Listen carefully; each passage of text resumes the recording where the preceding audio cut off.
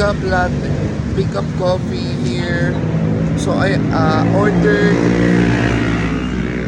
Vietnamese latte or kape suada and ube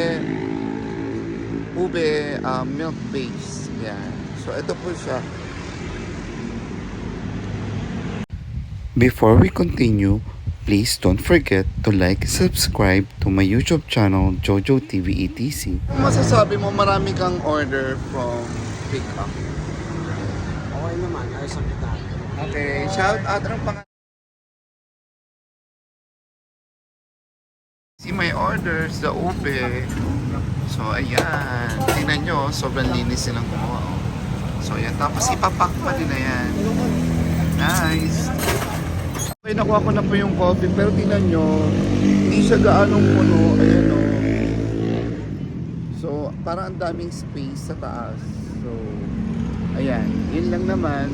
And then, tikman na natin. Okay, pasensya na, dito po tayo sa loob ng car. So, yung kasama ko kasi bibili pa kasi sa convenience store.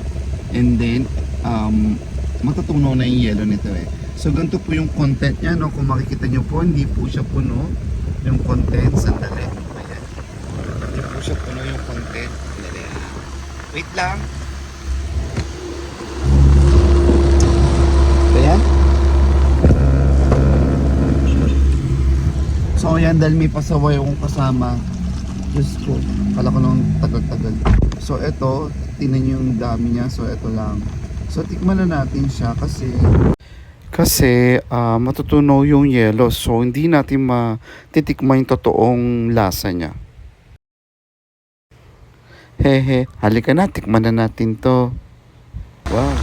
Surprisingly not bad. Gusto ko yung lasa niya.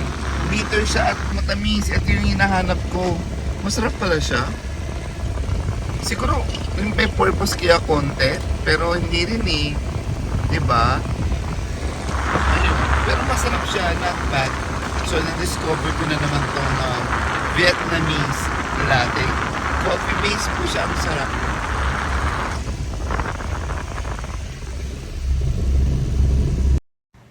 Actually, masasarap ang mga coffee, cold coffee sa pick up coffee. So, try nyo na. Okay, have a nice day.